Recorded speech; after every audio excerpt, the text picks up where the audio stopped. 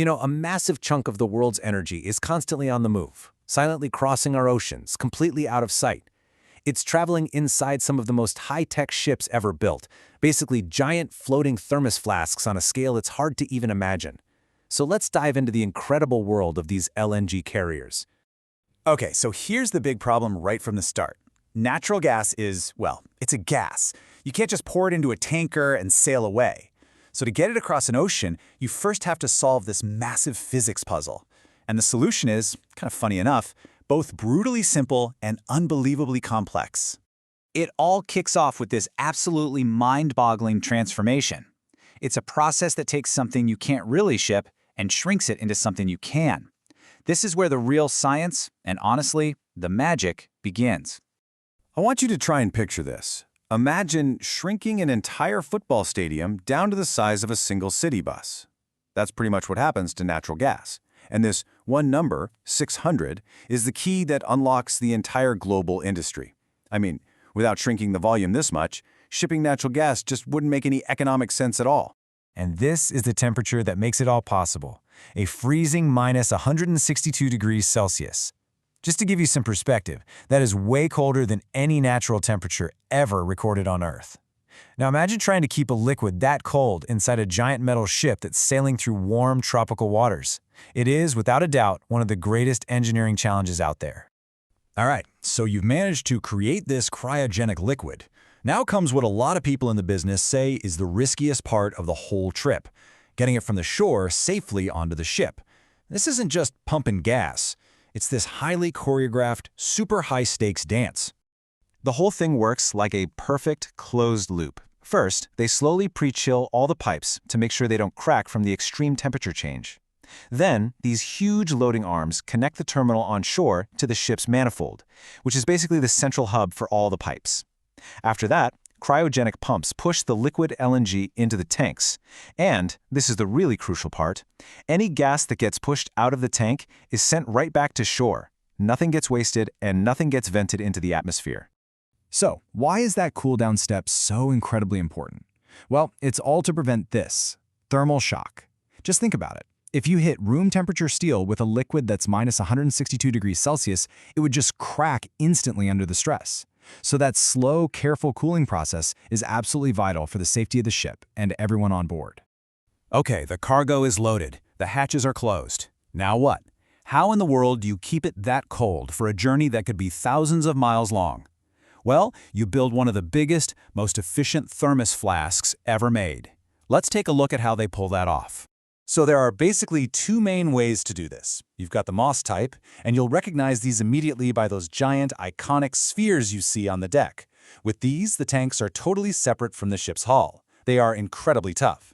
The other, more modern way is the membrane type, which builds the tank right into the hull, using a super thin metal layer and just tons and tons of insulation.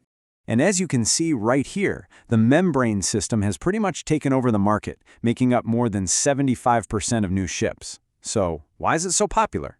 It really just comes down to one thing: efficiency. Because the tanks are shaped to fit the rectangular hull, they waste way less space than big spheres. That means the ship can carry more cargo for its size, and in the shipping world, that's the name of the game. Now, we get to what is, for my money, one of the most brilliant pieces of engineering in this whole story. See, even the world's best thermos is going to leak a tiny bit of heat, so a small amount of the cargo is always evaporating. But what if that wasn't a problem? What if it was actually the solution? This evaporated gas has a name. It's called boil-off gas, or BOG for short. For years, it was just considered a loss, something you had to deal with. But modern ships do something absolutely ingenious. They capture this gas and use it as fuel to power the ship's own engines. The ship is literally powered by its own cargo turning back into gas. How cool is that? And the technology that makes this incredible trick possible is a real game changer, the MEGI engine. It's a high-pressure, dual-fuel engine that can burn this boil-off gas with just amazing efficiency.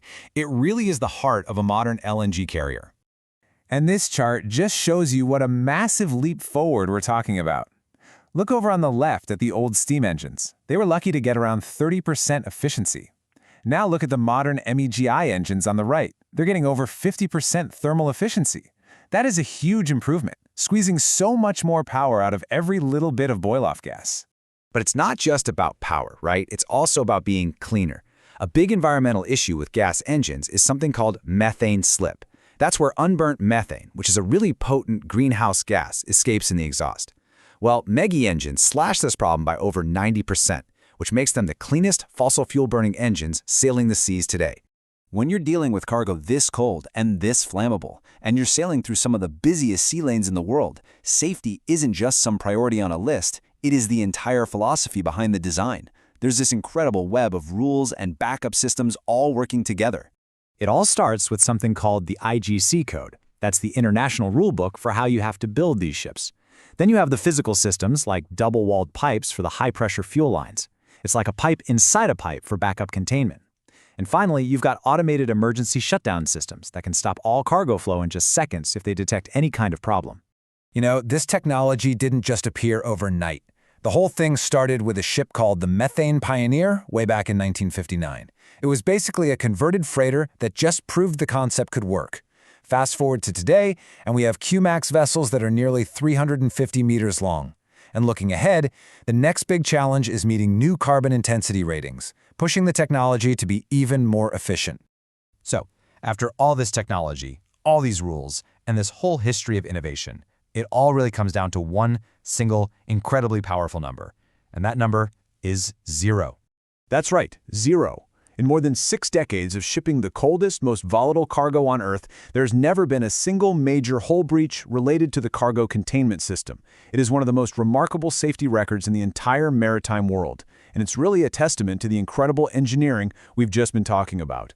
So when you put it all together, from that incredible 600-to-1 squeeze that turns a gas into a liquid, to a journey that's literally fueled by its own cargo, the LNG carrier really is one of the great unseen marvels of our modern world. And that kind of leaves us with one big question for the future. I mean, this amazing technology was perfected to carry natural gas. But as the world's energy needs keep changing, what's next for these amazing ships? What will the next generation of these invisible giants be designed to carry across our oceans?